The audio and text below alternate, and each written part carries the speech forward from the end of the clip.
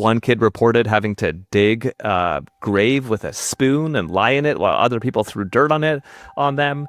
There was food deprivation, sleep deprivation. There's a lot of very strange tactics that almost felt like they're out of like North Korea or the CIA or like other kind of cult-like behavior to try and modify kids' behavior. And it's why, like, when you walked onto the campus, you would see these very obedient students because people were terrified about what would happen.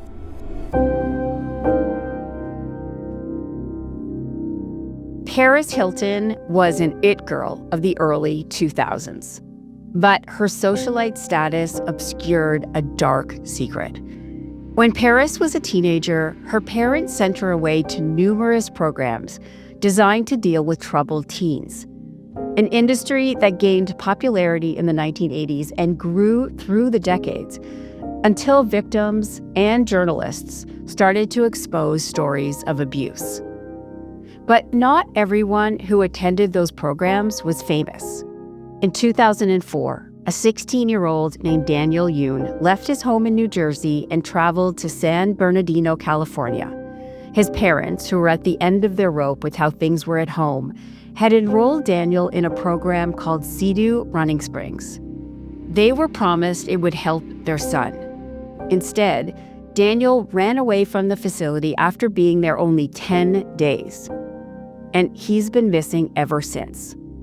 In his podcast, The Lost Kids, Josh Bloch retraces Daniel's steps and uncovers not just Daniel's story, but also the long, complicated, and controversial story of the troubled teen industry. I'm Kathleen Goldhar, and this is Crime Story. Josh, welcome back to the show. Great to be here again. And just to start off, we got to say that I actually worked on this podcast with you, so I know this a little bit better than some of the other ones that we've done. But also, I just re-listened to it to prepare for this, and I got to say, like, it's a darn good podcast. Well, thank you. Yeah. It's been a while since I had been investigating this story, so I also dipped in again and forgot also just how insane the story is. Not just because of Daniel's story, but this whole industry, that still operates, and how kind of gross the whole thing is. How gross and devastating it all is. Like, it's really hard. So let's just start with Daniel and CEDU. Let's start with Daniel. Let's start there. What was going on at home that was sort of getting his parents to the point where they were feeling like they needed help outside of his regular school? Yeah, I mean, so Daniel, was at the time, just before his parents sent him to CEDU, he was a 16-year-old kid in New Jersey, and he had a close relationship with his parents, but things shifted, as it does with adolescence. And I think what he was experiencing was what a lot of, was sort of normal for what a teenage boy might experience in terms of, bigger feelings. He was struggling in school. I think it got to a point where, his parents were kind of worried and did end up sending him to a psychologist because his grades started to slide. He was having difficulty getting out of bed. The psychologists at the time, a number of them diagnosed him with with depression. But his parents felt that they were not happy with the resources, that the school wasn't intervening adequately. Even the psychologists weren't really able to help the parents out in the way that they would like. And they kind of were at a loss. They were like, what happened to our son, who we used to go on fishing trips with and make computers together and had this kind of close relationship? Suddenly he had taken a turn. They felt like there just weren't the resources there to help their kid kind of become their kid again. Yeah. And so how did they find CEDU? What was going on? I mean, it was a moment of desperation for Daniel's dad, Wayne. He said he kind of Googled, troubled teens help, or, dealing with my troubled mental health problems with my kid. And up popped this website for a program called CEDU, and it was across the country. It was in California, and it was beautiful pictures of these happy kids up in the mountains in San Bernardino, and it was a really attractive, and the website was really glossy looking, and it even showed Daniel, and Daniel was like, that looks interesting. I'd be willing to entertain going to this place. And the promise it made was that essentially we can deal with depression. We can give you your son back if you send them to this program. So they go, and what's Daniel's reaction to being there in the first place? There was another student at the program, another resident at the program that was giving them a tour, and then some of the teachers and the principal came along. And as it went on, Daniel just said, "No, I don't want to do this." Yeah. And one of the teachers or the staff there intervened and said, "You know what? Let's just have a meeting with Daniel. Let me take him to the dean." So, this is often a response. Obviously, this is like a new environment, nerve-wracking. Let him talk to the dean and see what happens. And so he took Daniel off, and they had a chat together, and the staff member came back to Lisa and Wayne, to Daniel's parents, and said, "Daniel wants to stay. He's changed his mind. And in our experience, the best thing to do right now is just unpack the bag and go. And you can, if he doesn't like it, you come back in a day, come back in a week. It's fine. You'll have a chance to connect with him, but it's best to just leave now." And they thought, okay, great. We have an out. It's fine. We trust this place. And they took this, Wayne took the suitcase out, and that was the last time they ever saw Daniel. Yeah. I mean, we'll get into it more, but you start the podcast like at their house, and it's tangible that there's this hole in their life. Yeah. I mean, it is obviously the worst thing that can happen to a parent, to lose a son, and you feel that sense of loss and that emptiness is very present. I mean, physically in the space, there are lots of photos of Daniel, throughout his childhood and into his teenage years. But it is not just, I think, for Lisa and Wayne, not just losing their son, but they have no idea what happened to him. There's no closure for them. And so it's awful. It's awful. And I had young kids at the time that, I still have young kids, but I had younger kids at the time I made it, and just remember being really shaken by that experience of talking to them. And again, listening back, and hearing the pain, the loss for Lisa and Wayne. It's devastating. Yeah. It might be the last time they've seen him, but they actually talk to him, right? One more time. They talk to him. They've gone back to New Jersey. He's still at the school, and they get a phone call. That's right. So CEDU has this very orchestrated opportunity for residents of the program to connect to their parents. Once every 2 weeks, they can have a 15-minute call, and it's monitored. So actually, Daniel's first call came 5 days into his stay there. They get a call from Daniel, and Daniel says, "This place is terrible. Like, you have to get me out of here." And the problem was that Wayne and Lisa had been given a handbook for parents that instructed parents how to, communicate with your kid as they're going through this program, as they're kind of going through the process of ostensibly, getting better. And one of the things that says right in the handbook is your son's going to tell you, or your child's going to tell you, "I want to leave. I want to get out of here." If they say that, don't entertain it. Don't listen. That's a natural part of what happens. All the kids say it. So, Daniel says, "I want to leave." And Wayne says, "Oh, the handbook says don't respond. Don't entertain the idea of getting him out." And they ignored it. Also, the phone call, then Daniel goes on to say, "If you don't come get me, I'm going to run away." And right away, the phone cuts off, because the phone calls are monitored, and there's very clear do's and don'ts that the residents of the program know about. You are not allowed to say you're going to run away, and the phone call's gone, your privilege is gone, and you will get punished for that infraction. And that was really the last time they spoke to him, was hearing him say, "If you don't come get me, I'm going to run away," and then the phone line going dead. And it was only a week later, basically, that they got a call from the program saying, "Your son has run away." What did you learn about how Daniel did it? Like, you did investigate that and his escape. So can you tell me about what you learned? There's contradictory information about what happened. And so there was reports filed by the staff, there was some police investigation, and then there's other reporting that's been done. Or one of the claims, on a Sunday morning, he was sweeping a deck on the property. It's close to an area called the backside, which is the kind of mountain side of just wilderness behind the school. And he was kind of being minded by another older student there, an older resident, and he turned around for a second, and when he looked back, Daniel was gone. So that's kind of the main story. There were other accounts that came out later in police investigations and in a court case that one of the staff said, "Oh, he went to go get he said he was going to go get a pack of cigarettes, and then disappeared. At one point, he was going to get a soda and then disappeared." So the kind of was contradictory information, but whatever happened, he was gone by the Sunday. The school said they called Wayne and Lisa, his parents, saying, "We've called the police, and and we're not sure where he is.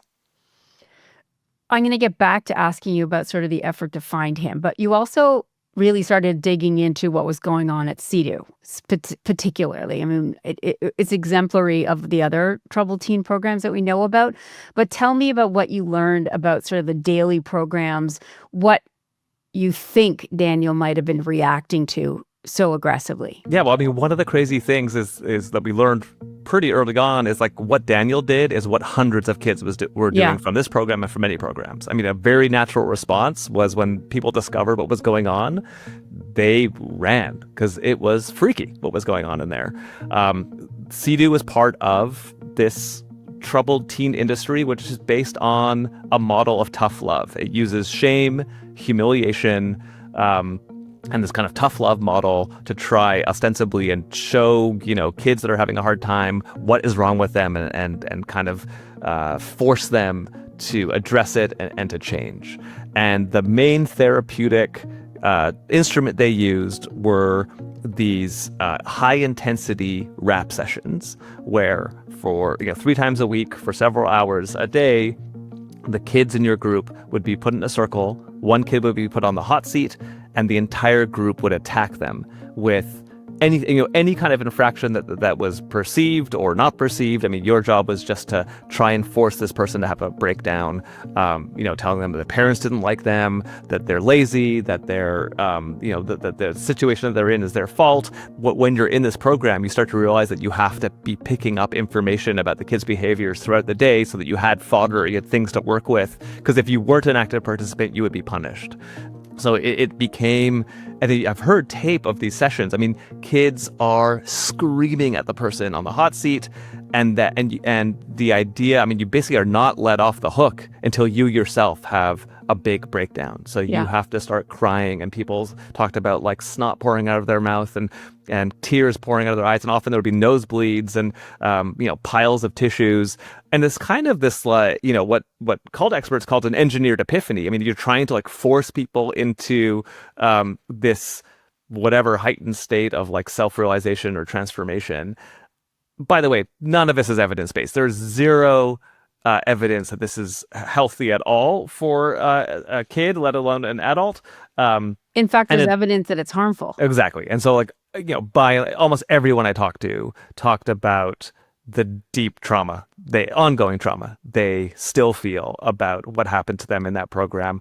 That was the therapeutic, so-called therapeutic route of what was happening at the place. But really the whole school, I mean, was operated on a really like cult-like high-intensity basis where you were constantly having to be aware of your behavior, constantly facing I mean, kids were punished all the time.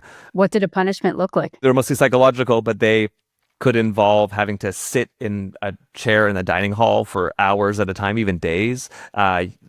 People were banned sometimes from making any communication or eye contact with someone who others perceived there was any kind of sexual tension or kind of like collusion with. One kid reported having to dig a grave with a spoon and lie in it while other people threw dirt on them. There was food deprivation, sleep deprivation. There was a lot of very strange tactics that almost felt like they're out of like North Korea or the CIA or like other kind of cult-like behavior to try and modify kids' behavior. And it's why like when you walked onto the campus, you would see these very obedient students because people were terrified about what would happen. There was something called a profit, right? What was that? Yeah, so over the course, so most residents would go to the program for 2 or 2.5 years, and you would kind of start to graduate through the system. I mean, it almost feels like Scientology in a way. You'd have these different levels that you would have to hit to kind of ascend towards your enlightenment. And the big milestones, the big markers along the way were these profits, which were these kind of longer, sometimes they were 24 or 48 or 72 hours that you would do in a group setting. And they're really difficult. I mean, I like talked to a lot of people to try and wrap my head around like what exactly these were. There was kind of a mix of hippie, self-actualization, kind of Scientology-esque things. But again, they would use music and sleep deprivation and sort of weird exercises where people were like forced, like, with a whole group of people who would pressure, put their force on an individual on the ground and not let them to get up, and they would have to, there was a lot of like physical manipulation. And again, it was sort of like a rap session on steroids, where again, the goal is to pressure people into recognizing who they were through shame, through humiliation, and through these kind of like almost ritualistic practices that, again, as I talked to residents about what those experiences were, a lot of them were kind of at a loss to describe them, especially, trying to process what you were being put through as a 13 or 14 or 15-year-old, in these kind of strange rituals was bizarre.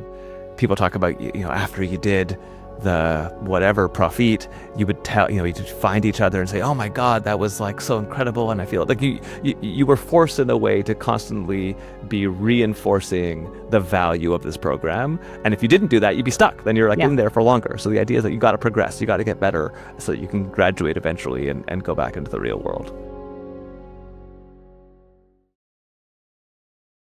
You mentioned Scientology and other sort of cult-like things. And this, what you found out was CEDU actually has its roots in a cult. That's right. In fact, so the whole troubled teen industry really finds its roots in this cult, which some people call the most dangerous cult in America, called Synanon. And Synanon was started in the 50s, and it also started as a tough love program, but this was for drug addicts. So it was a guy named Charles E. Dieterich, who himself was an alcoholic, but he sort of recognized that, had gone through the AA system, didn't like that drug addicts weren't accepted into AA, so he started his own space for rehabilitation, for drug rehabilitation. And he had no training in this space, but he was the one that came up with this idea of this high intensity kind of tough love, humiliation based sessions, and there they called it the game. And this was adults that were put in a room and screaming at each other. I mean, the link is wild. That they would have these same kind of sessions where people would yell. There was no holds barred sessions where the only rules were you can't threaten violence or be violent, but anything else was on the table. And some of these things would go on for like hours and hours and hours, sometimes days. And they also had longer versions that were similar to the profits. They had something called the stew as well that would like pressure people to kind of continue on these rap sessions for many days as well. And initially he had created this as like a 2-year program that you could come through it and rehabilitate. And then at some point, the kind of key moment where this shifted from maybe just a program into what some would consider a full-blown cult is he said, I initially thought that rehabilitation would take 2 years. I actually think it's going to take a lifetime. And so people were actually not allowed to leave, disconnected from family. They started using really violent tactics against their critics, all the kind of classic stuff with that happens with cults. They were shut down. But what happened was that once they were shut down, they got involved in a bunch of court cases. They basically went bankrupt. Some of the people that were part of Synanon scattered out, and Mel Wasserman and another guy named Bill Lane sort of started a program using the same model, but for children.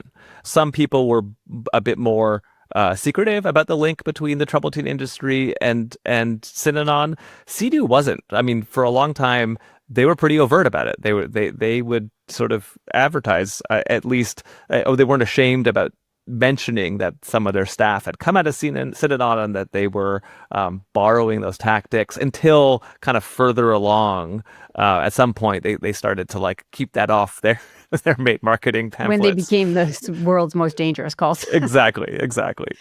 I'm amazed at how many people, or basically all of the people at CEDU, were not qualified to do these intensely damaging things to children. But even if they were helpful, it seemed like something that should be done by people with actual degrees and knowledge of how to deal with like a child's growing brain and fragile mental health.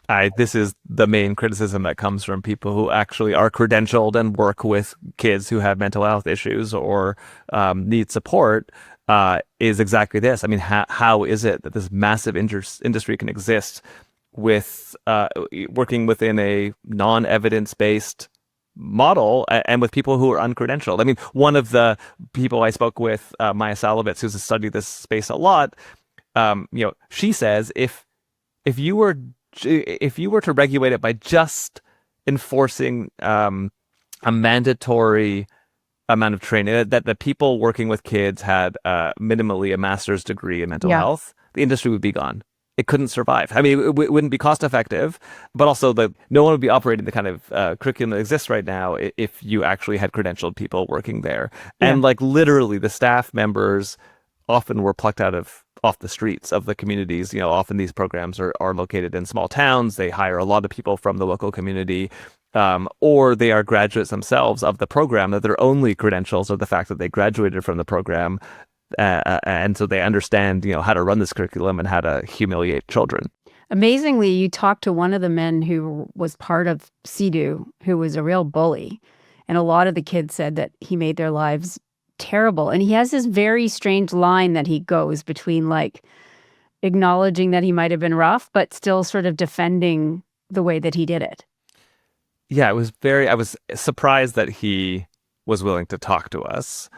And maybe, he does acknowledge that he has faced a lot of criticism online. And he kind of has this model of like, sure, for 10% of the kids, maybe this did nothing. And maybe another 10%, it was not good. It was traumatizing. But for 80% of the kids, it really did something wonderful. So we can kind of excuse the fact, like, of course, in any program, there's going to be haters or whatever. But like, we were trying to perform miracles, and we did. I mean, he really felt like the extreme circumstances of where these like wayward youth had found themselves required this kind of extreme response. Did you find any proof that 80% did well? I mean, none of this is none of this is evidence based, and he is well aware of the fact that many people found him and the program to be really traumatizing, and yet he stood by it. He still kind of adhered to this idea that their intentions were good, and this was the place of last resort to help kids that otherwise would end up in prison or dead. He wasn't there when Daniel was there, correct? No, he was there in the early years. What do we know about what Daniel had to face to run away physically? Well, so CEDU is located up in the hills of San Bernardino. It's close to a town of Running Springs. And you kind of have two ways of leaving the property. Either there's the road that comes in, there's one road in and out, and it takes you back to Running Springs. Many kids would, that's the obvious way to go. And when we did a FOIA request for police documents, we discovered hundreds of cases of the police picking up, being called to pick up a kid and driving them back to the program and dropping them off. You'd think the police at some point would be like, what's going on at this place that so many kids are running away? Maybe we should investigate it. The other way was to go down what they called the backside, which was just this very rough, rocky kind of terrain that was down the side of the mountain. Off in the distance, you can see San Bernardino. It's sort of you can see, the lights of it, and it might seem like it's close, but there's nothing between you and it really. And one of the presumptions about what happened with Daniel, because no one found him immediately going down the road, was that he did try to go down the backside. It was winter. He left in sneakers and a light windbreaker. When I visited I tried to visit the property again. It's owned by somebody else, but I went with a former resident to kind of take a look at where it was, and we went into that area where the backside was, and at that same time of year, and it's rough. Like, it's wouldn't even go through a bush. Like, that's right. How prickly. Like, no, I'm just like, it was awful. Yeah. Yeah. No, it was difficult. And in fact, I went with someone who herself had run away 8 times, and she had tried going down the backside and almost died doing it, and managed to kind of crawl her way back eventually to the program. But it is helpful. Like the school itself, or the program itself, doesn't have a fence. There's no locks on the door, but it's isolated. And it has the kind of support of the community in a lot of ways. So kids would run away, and local community members knew right away. It was very obvious when a kid was sort of like wandering through the streets who they were and who to call. Do Daniel's parents think he's died, or what do they think has happened to their son? It's a difficult question. I mean, when we started the investigation into the story, they were quite convinced that he was still alive. And they really held on to this idea that he had run away, that he was angry with them and hadn't contacted them. And they had some evidence or reason to believe this. I mean, when the school called them and said that Daniel's missing, they said, we've called the police. And they said, you know what, we have someone who can help you find your son. He is someone who is an expert in this. He's found many people. Here's his number. His name's Keith Raymond. Give him a call. And they called him, and Keith said, yes, this is what I do. Send me, you can wire transfer me this money. I'll start looking for him right away. Of course they did that. And he claims to have done some searching around the backside and around the area, and then sort of like started to search in sort of the wider communities, and claims after, I believe, a few weeks, he says that he, after handing out, putting up posters and putting out notifications, that there's been a sighting, but it's in San Diego. It's kind of 2 hours away from where they are. And of course, Lisa and Wayne were delighted to hear that there's a chance that he was alive. And very quickly, their search sort of refocused to San Diego, into this one, specifically this one park that they said that they had seen him. And Wayne and Lisa started making frequent trips out to that area to hand out flyers to look for him. There were other people that said, "Oh, we saw him in line at a soup kitchen." Various sightings. But obviously Lisa and Wayne were never able to quite see him. And then over time, years started to pass. I don't think they fully let go of it, but at some point, the searching wasn't turning up anything, and they kind of had to let go of doing that, except the fact that if Daniel was alive, he did not want to be contacted. Yeah. When did CEDU close? What was behind its closure too? So it closed for a few weeks.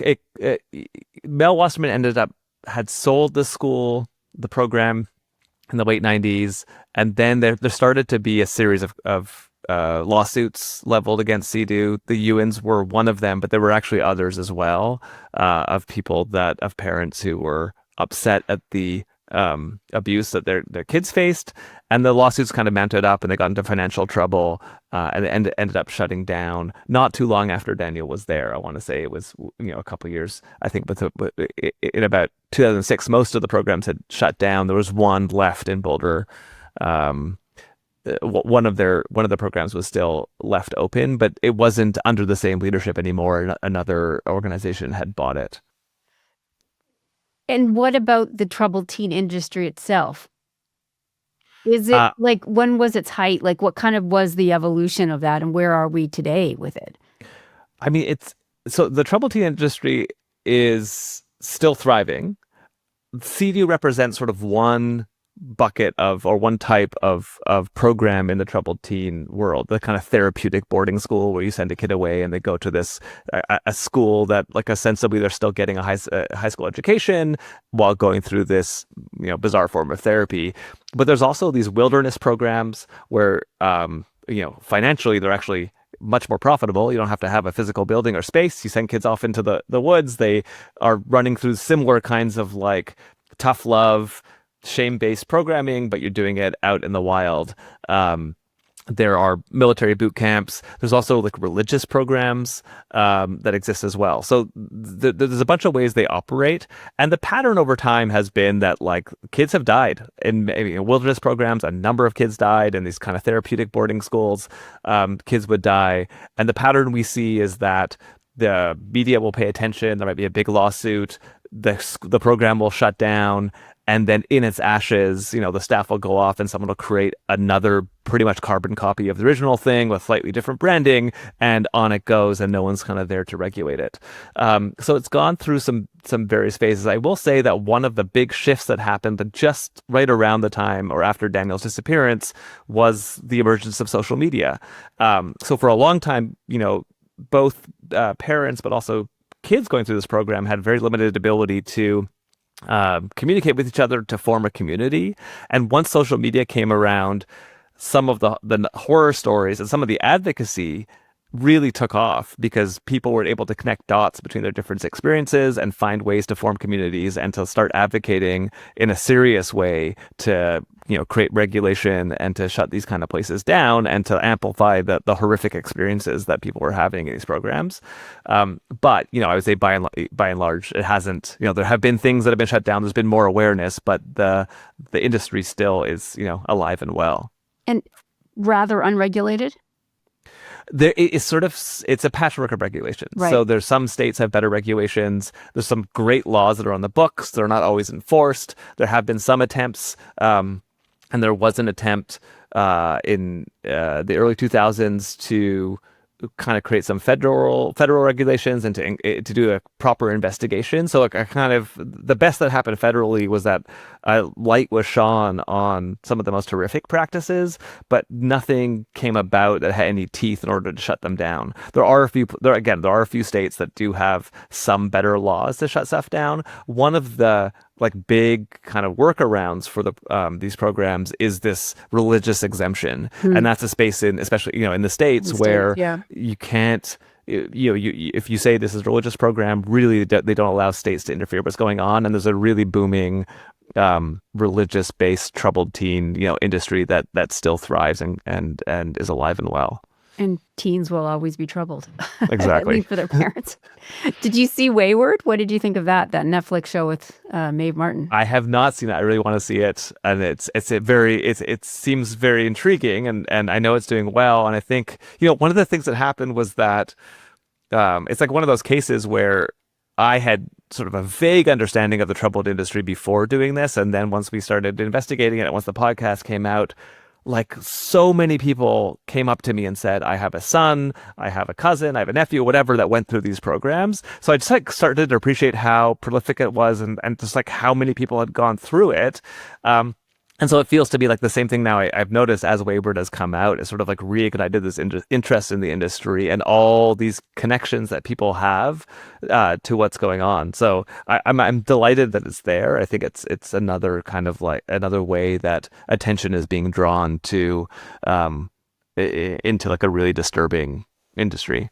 Yeah. And lastly, I think what I found interesting about the podcast, too, is that you do dive a little bit into why. And it is about finances and politics and power that these things keep going. Yeah. At its heart, it is also about the desperation of parents. Right. Of course. And so that's sort of the most tragic thing. Lisa and Wayne were such loving parents, and really wanted to do the best thing for their kid and didn't have the resources. And there was kind of, especially in the States, this vacuum. I think in Canada, we have a bit better of a social safety net. There are more resources, obviously insufficient still, but in the absence of great credentialed programming for kids that were struggling, that's the space that the troubled teen industry can step in. And because of that, there's also because there's this vacuum, there's also the potential for huge profits because parents are willing to do anything. The tuition to go to these programs is like college, it can be $30,000 a year. Often when you get, when you start to inquire about enrolling your kid into the program, they have mortgage specialists that they take you off to right away and say, you know what? We have a great person. They'll help you get a second, loan on your mortgage. People do, and understandably, people will do anything to get their kid back. And it's wildly profitable to do it. Wow. Well, Josh, it was lovely to see you. Lovely to see you too. We'll talk again. Thank you.